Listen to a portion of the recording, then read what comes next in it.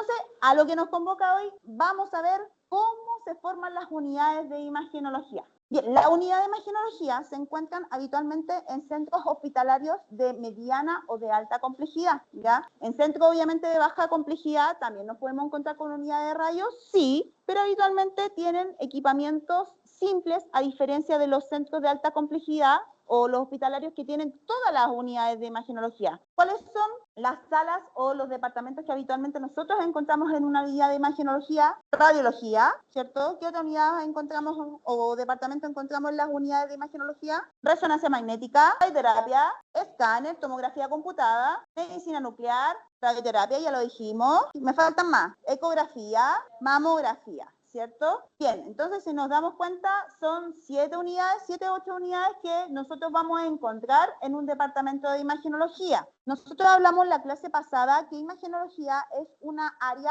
crítica. ¿Por qué es una área crítica? Porque trabajamos con radiación ionizante, por lo tanto, imaginándome una estructura, macroestructura hospitalaria, ¿dónde ustedes creen que es idóneo disponer a la unidad de imagenología? Abajo, ¿cierto? En los -1 o en los primeros pisos. ¿Y por qué es importante que esté lo más abajo a tierra posible?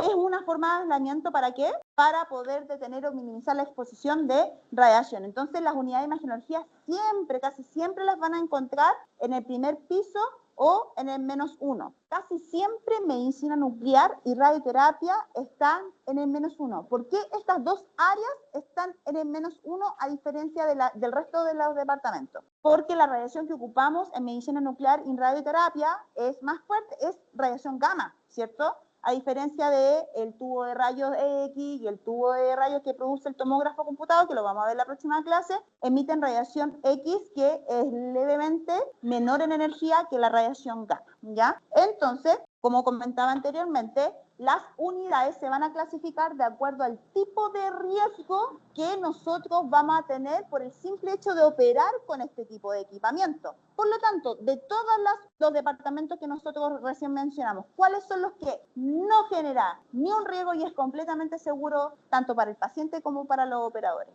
La eco. Por lo tanto, las eco, ¿dónde van a estar? Arriba, pueden ser el primer piso, hasta en el segundo piso. De hecho, usted en cualquier parte del hospital puede manejar un ecógrafo. Tiene que cuidar que no se le caiga nomás. Pero el ecógrafo no genera ningún riesgo. ¿Qué tipo de onda? Porque el fundamento físico también es energía, transmite energía. Pero ¿qué tipo de onda ocupamos en ecografía? No se lo he pasado, pero solamente para saber si... Es un tipo de radiación no ionizante. Por lo tanto, si no es ionizante, ¿qué tipo de onda será? Es de baja energía. ¿Pero qué tipo exactamente? De todas las ondas que ustedes conocen. Que no ven todas las ondas, que no son muchas en realidad. Las electromagnéticas transmiten un nivel de energía alto, pero estas transmiten un nivel de energía bajo, por eso no son ionizantes, porque no ionizan. Entonces, dentro de la categoría de ondas, ¿qué tipo de onda ocupa el ecógrafo? La que se ocupa en la música. ¿Qué tipo de onda se ocupa en la música? La onda acústica o llamada onda y metálica, le pone con la guitarra y el bajo. La onda mecánica, pues mecánica. Acústica estaba súper bien. O también llamada onda mecánica. ¿Y por qué se llama mecánica? Porque necesita un medio para poder transmitirse, ¿cierto? Este tipo de onda genera una perturbación en la materia. Por eso necesita la materia, para perturbarla y mover los átomos y así poder transmitir su energía. ¿Cuánto tipo de movimiento tenía la onda mecánica? Ya, pero hablemos dos, que son las más básicas. ¿Cómo se mueve una onda mecánica? ¿Cómo se mueve una cuerda de una guitarra? ¿Todos han visto cómo se mueve la cuerda de una guitarra? Así. Por lo tanto, ¿cómo se llama ese movimiento? ¿Oscilación de qué tipo? ¿Longitudinal o transversal? Transversal. Y esta es como la de los sismos. Un sismo transversal y un sismo longitudinal. Ya, de a poquito vamos a ir sacando las telarañas. Muy bien. Ok, luego entonces ya sabemos que son los equipamientos de imagenología más seguros que pueden existir. Cualquier operador puede interactuar y cualquier paciente puede interactuar. Por eso las pacientes embarazadas se pueden hacer ecografía, ¿cierto? Ok, ¿cuál es el segundo examen que no emite radiación ionizante? Porque este es el primero, el más seguro, pero ahora vienen los que tienen cierto riesgo. ¿Qué cosa? La mamografía, ¿qué tipo de radiación ocupa? Ionizante. Tiene un tubo de rayos también, de menor energía, pero sigue siendo ionizante. ¿Qué otra modalidad imagenológica no ocupa radiación ionizante o emite radiación no ionizante? La resonancia magnética. ¿Y qué es la resonancia magnética? Ahí estamos escalando a uno menor. El tomógrafo computado tiene esa cualidad. En un tubo de rayos gira con un detector en 360. Súper bien. Y el resonador cómo funciona? Resonador magnético, magnético resonador. Los ingenieros no son muy inteligentes, son súper inteligentes, chiquillos. ¿Qué significa que se llame resonador magnético? Magnético resonador. Resonador magnético, magnético resonador. ¿Qué es un magnético? ¿Qué es un imán? Pues chiquillos, hay que sacarle por tirabuzón la información, chiquillos. Sí. No, les tengo fe, chiquillos, les tengo fe. Pero, ya, entonces el resonador magnético es un imán gigante resonador. Resonador. ¿A través de qué fenómeno? De resonancia. ¿Y qué es resonancia en la física? Que lo ocupa la música también. Porque no es lo mismo resonancia que resonancia magnética nuclear. Miren la diferencia. Resonancia magnética nuclear. ¿Qué es resonancia? Búsquenlo en Google o Wikipedia, sálvense con Wiki. Ya hay ondas también, ¿cierto? Se transmite energía como en ecografía, como en rayos, como van cachando que ya todo transmite energía. Pero ¿qué es lo que es resonancia? Resonancia apelada. Wiki, dime qué es lo que es. O ChatGPT, dime lo que es resonancia. ChatGPT lo sabe todo. No, no lo sabe todo. He descubierto que no lo sabe todo, así que ojo con ChatGPT. ¿Qué cosa? Y de hecho hay que meterle información para que sepa cosas. ¿Qué es lo que es resonancia? Lo que están buscando es un fenómeno físico, ¿cierto? ¿Qué otra cosa dice? Ay, mi wiki se puso un poco meloso. En el fondo son dos sistemas que oscilan a una misma frecuencia. O sea, A tiene que tener la misma frecuencia que B, ¿cierto? Y si tienen la misma frecuencia, hacen match, resonancia, ¿cierto? Y ahí vibra y cuando la cantante canta y quiebra el vaso de vidrio y la copa de cristal, en realidad. En el fondo tiene que tener la misma frecuencia. Entonces, un resonador es un campo magnético. Yo lanzo pulsos de radiofrecuencia, por radiofrecuencia, una frecuencia determinada, para interactuar con la materia. Hasta ahí tenemos dos modalidades que no emiten radiación. ¿Cuáles son las que sí emiten radiación? Rayo, TAC, mamografía, radioterapia. La eco es no ionizante, ocupa la onda mecánica. Medicina nuclear, ¿cierto? En total son 7, 2 que no emiten radiación ionizante y 5 que emiten radiación ionizante. Por lo tanto, ¿qué categoría abunda más? ¿Las de primera categoría o de segunda categoría? Las de segunda categoría. Las de segunda categoría son las que emiten radiación ionizante y las primeras categorías son de emisión nuclear. ¿Ya? Pero eso lo van a ver con el profe Jano, así que no se preocupen. Bien, entonces, como habíamos visto, las unidades de imagenología están habitualmente en los -1, ¿cierto? Cercanos a los estacionamientos con blindajes asociados. Y lo otro, pues chiquillos, estos son equipamientos gigantes, pesan toneladas, así que es difícil que un resonador magnético, un equipo de radioterapia esté instalado en pisos más altos porque son tan pesados estos equipos que si los dejamos arriba, ¿qué va a pasar? ¿Cierto? La estructura no sería lo suficientemente sólida para sostener este tipo de equipamiento. Además, para que ustedes sepan, los equipos de radiación ionizante, ¿qué es lo que transmiten todos? Ya hemos visto que todos tienen una gran misión. ¿Qué transmiten? Energía. ¿Y la energía qué es lo que produce consecuentemente? ¿Qué cosa? ¿Qué produce consecuentemente la energía? Calor. Por lo tanto, ¿qué es lo que necesitan mis equipamientos en imagenología por el exceso de calor? Frío. Por eso, cuando usted va a sacarse un rayo, ¿cómo está en la sala?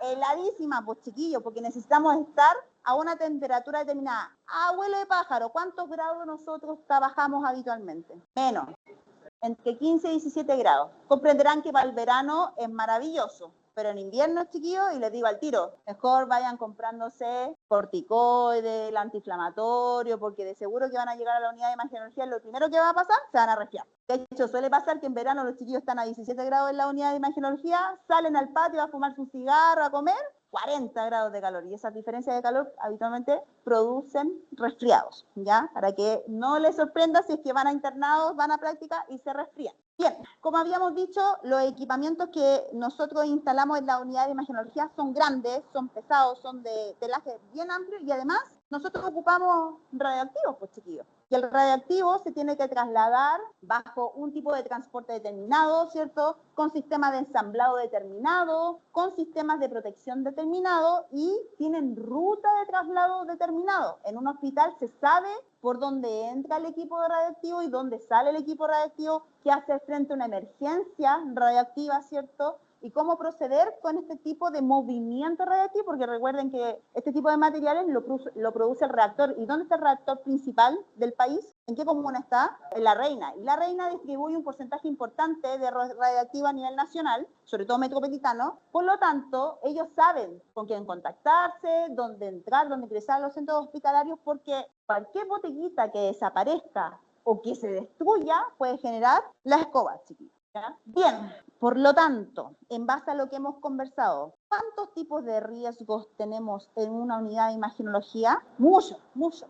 ¿Cuál es el principal? Radioactivo, ¿cierto? Radioactividad. Les voy a cambiar la lámina para que a ver si le hacemos. ¿Qué otro tipo de riesgo tenemos en las unidades de imagenología? Derrames físicos, las mismas estructuras, los mismos equipamientos que se pueden desarmar, se pueden desmantelar y pueden generar un riesgo. Eléctrico. ¿Y por qué eléctrico? ¿Por qué? No lo escuché bien. ¿Por qué? ¿Qué tipo de corriente ocupan los equipos de rayos o en general los equipamientos de imagenología? Eléctrico, pero hay dos tipos de corriente. ¿Cuáles son? A nivel nacional, ¿qué tipo de corriente nosotros ocupamos en el diario de vivir? ¿Ah? Ya, esas son las variables. Pero hay dos categorías de intensidad de corriente. Una más, ya, y eso está clasificado como, no, en la forma en donde se mueve el tipo de corriente de los electrodomésticos. Hay de dos tipos. Mono, no, ustedes no son monos, no.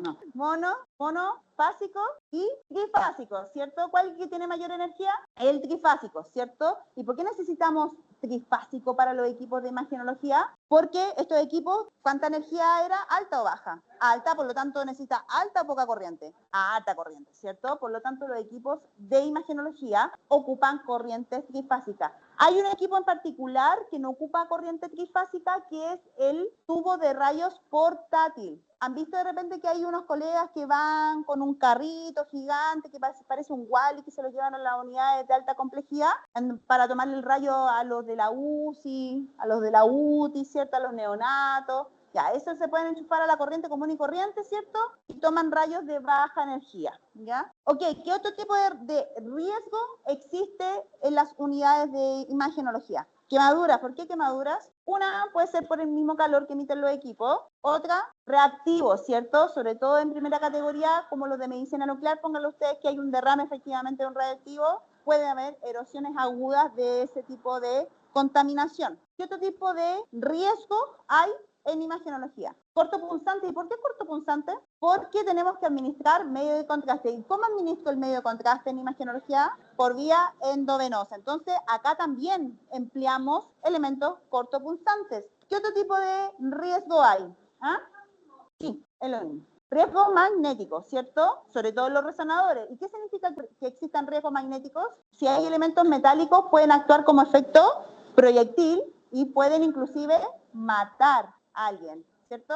Ok, entonces estamos viendo que hay varios riesgos, pero los más importantes, ¿cuáles son? Radiación, corriente, porque todos los equipos ocupan corriente trifásica. ¿Cuál? Magnético explícitamente del resonador, es inminente los riesgos en esa zona, y bajas temperaturas, ¿cierto? Sobre todo en resonancia magnética y en tomografía computada, que vamos a ver que hay dos tipos de enfriamiento, y en reso es más crítico porque ahí ocupamos más frío que en tomografía computada o en radiología, ¿ya? ¿Por qué existe riesgo de láser? ¿Por qué tengo riesgo de radiación por láser? ¿Dónde ocupo láser? En imagenología. ¿Ah? Adentro de la máquina. ¿Y para qué creen ustedes que ocupamos un rayo láser? Para ver si el paciente está cuadrando con el posicionamiento de la foto, que lo vamos a ver. Va a depender del examen, ¿cierto? Si estoy haciendo una guatita, vamos a centrarlo, el láser, en la guatita, ¿cierto? Si estoy haciendo un escáner de cerebro, por ejemplo, voy a centrar el láser en la cabeza, ¿cierto? Bien, ahora, ¿de las radiaciones tenemos clasificaciones?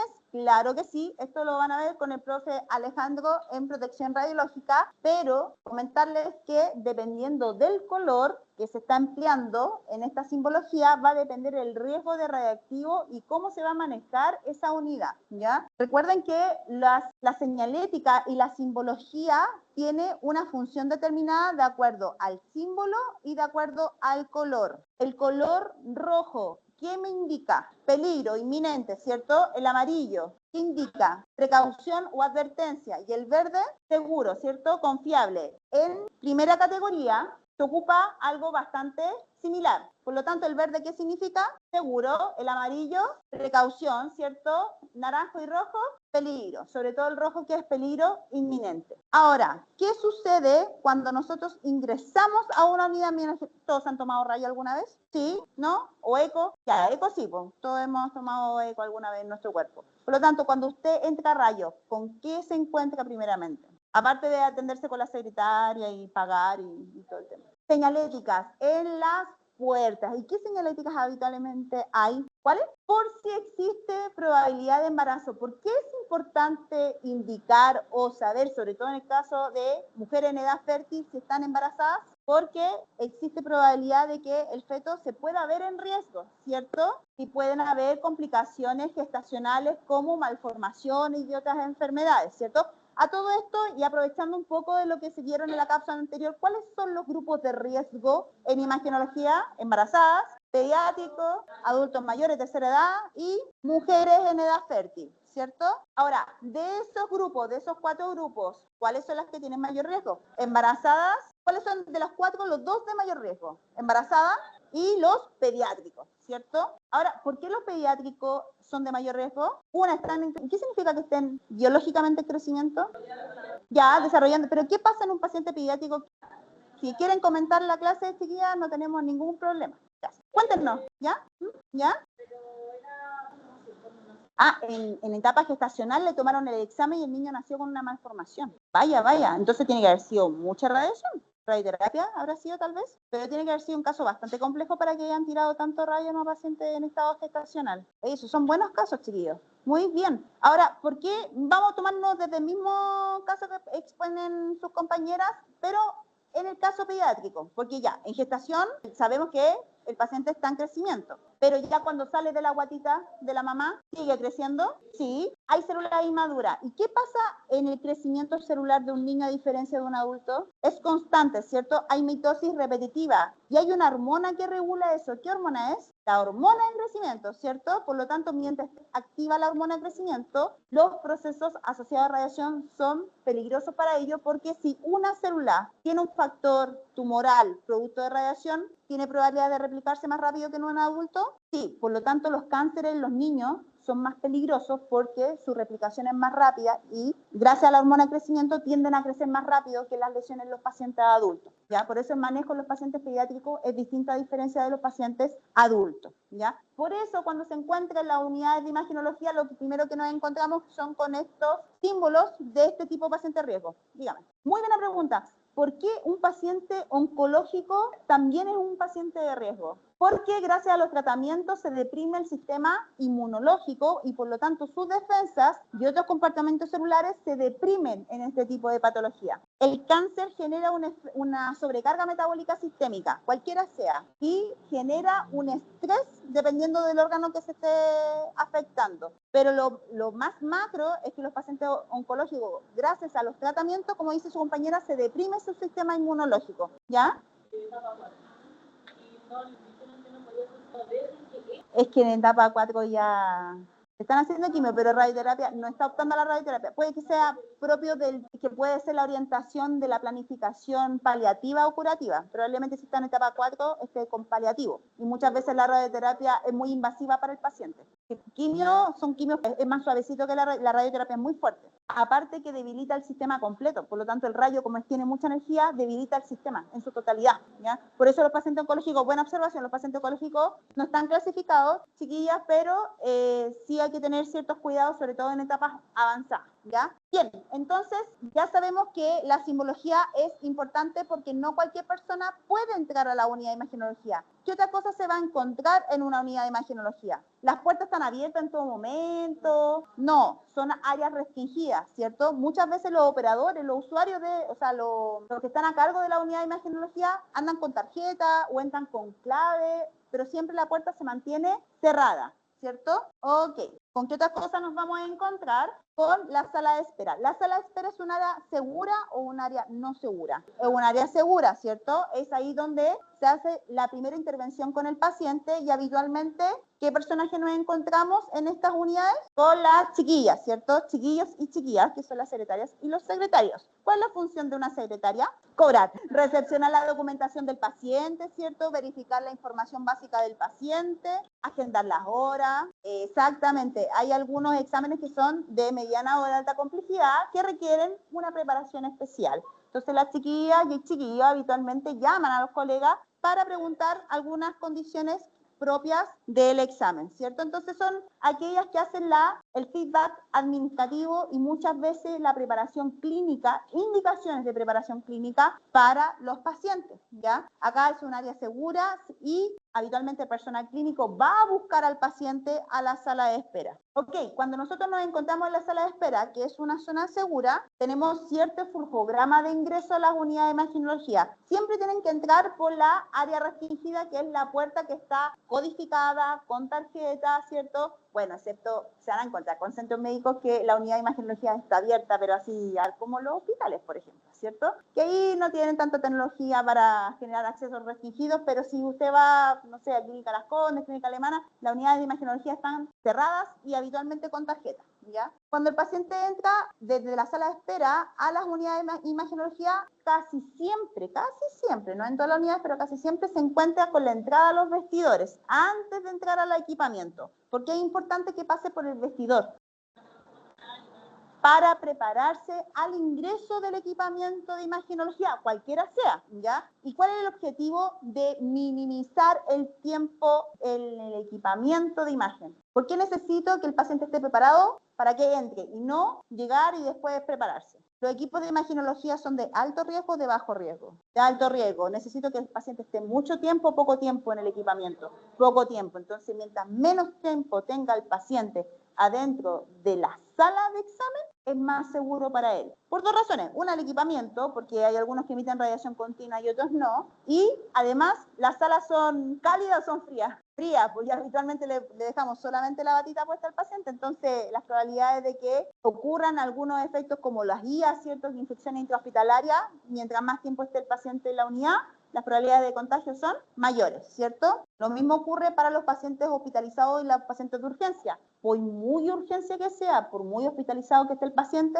los flujogramas de atención son iguales. O sea, al paciente se le prepara, se le desviste, ¿cierto? Se le prepara para entrar a la sala de imagenología. No es llegar y entrar, a menos que el paciente esté en riesgo vital y tenga que tomarse el examen para entrar a pabellón, que suele pasar en los hospitales, ¿ya? Por lo tanto, en esta zona va a ser una zona de preparación antes del ingreso de la modalidad imagenológica con la cual el paciente se va a estudiar, ¿ya? Acá en esta sala, ¿qué condiciones de seguridad debe tener el paciente? Yo como operador tengo que entregarle al paciente. Protección radiológica, ¿cierto? ¿Y cuál es el principio de protección radiológica? Hay un concepto, una palabra que es fundamental en protección radiológica. ¿Cuál era? ALARA. ¿Qué significaba ALARA? Tan bajo como sea razonablemente posible. ¿Qué significa eso, chiquillos? El daño, ¿ya? Hay tres factores que influyen en el principio de ALARA. ¿Cuáles son? Blindaje, el tiempo y distancia, ¿cierto? Mientras menos tiempo va a haber mayor o menor exposición, menor. Mientras más distancia vaya a tener mayor o menor exposición,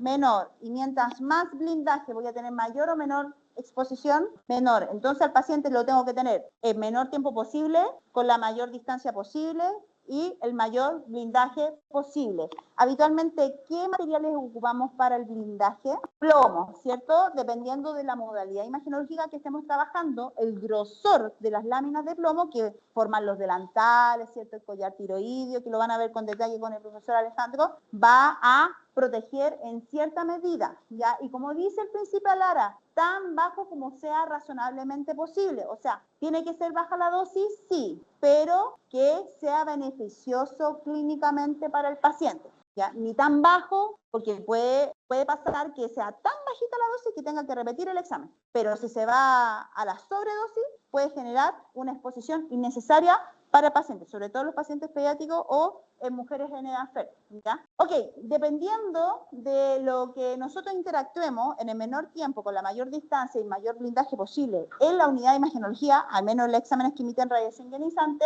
ahí vamos a tomar acciones determinadas dependiendo del diagnóstico, de los hallazgos imagenológicos y del tipo de preparación del examen, porque vamos a ver más adelante que hay algunos exámenes que, como dijeron sus compañeros por ahí, que ocupan medios de contraste. ¿Y qué es lo que son los medios de contraste? Entonces, no hemos pasado esa clase, pero por si saben, ¿qué es lo que son los medios de contraste? ¿Ya?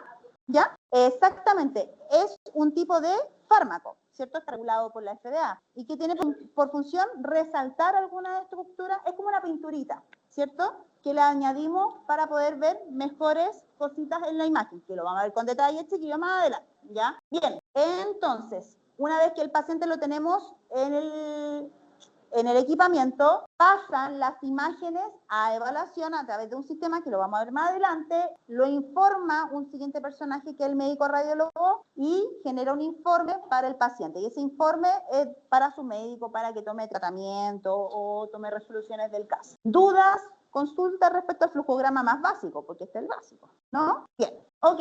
¿Cómo están construidas las unidades de imagenología? ¿Qué elementos deben tener?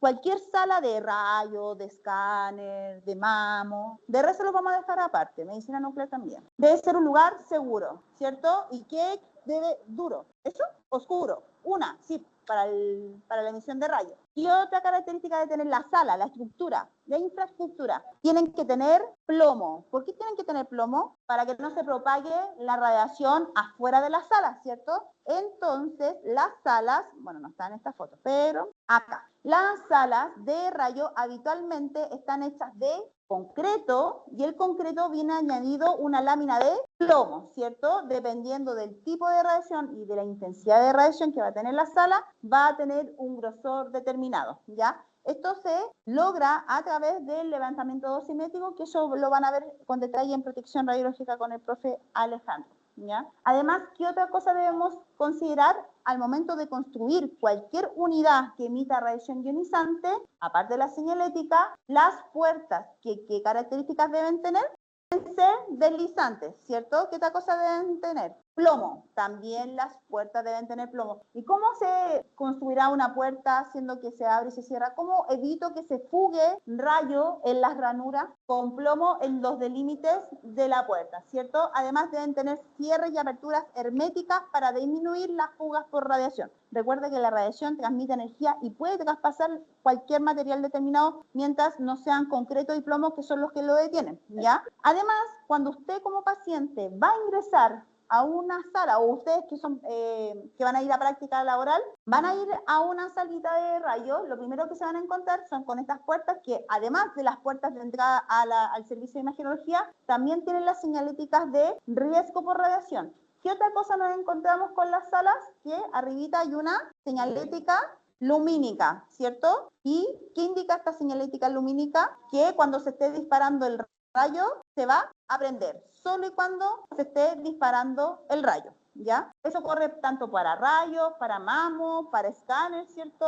Resonancia, o sea, radioterapia, que son de emisiones continuas. E intervencional también trabajamos con emisión continua de radiación. Bien, además, las salas de rayo tienen una normativa institucional, ¿cierto? Que deben tener cierta cantidad de espacio, ¿cierto? Una área limpia para el lavado de manos, vestidor, ¿cierto? Pero además, cuando hacen los levantamientos dosimétricos, en la cual levantan el porcentaje de plomo que tiene que tener, la densidad del concreto que debe construirse, ¿cierto? Hay distancias que se tienen que respetar. ¿Para qué? Porque yo tengo que caracterizar ciertas distancias de mi equipo, que no puede ir solo en la esquina, tiene que ir en una distancia determinada dentro del espacio de construcción. ¿Qué es lo que se está respetando en este escenario? La distancia. ¿Y dónde estaba la distancia de lo que hablamos hace poquito?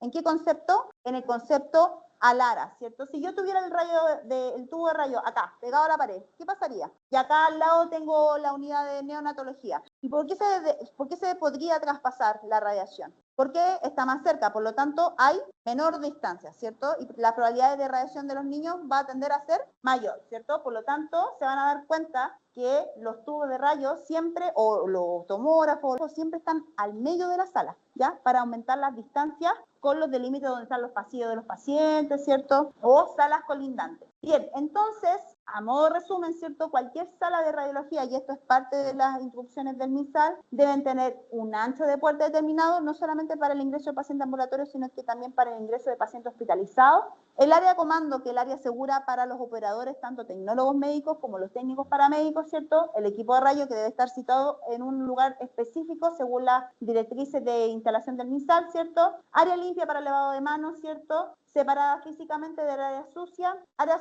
con superficies lavables, la luz de emergencia de emisión de rayos, ¿cierto? Vestuario para el paciente y acceso a servicio higiénico, pero eso macroscópicamente dentro de la unidad de imagenología. Y además debe contener elementos de protección personal, que son los denominados EPP.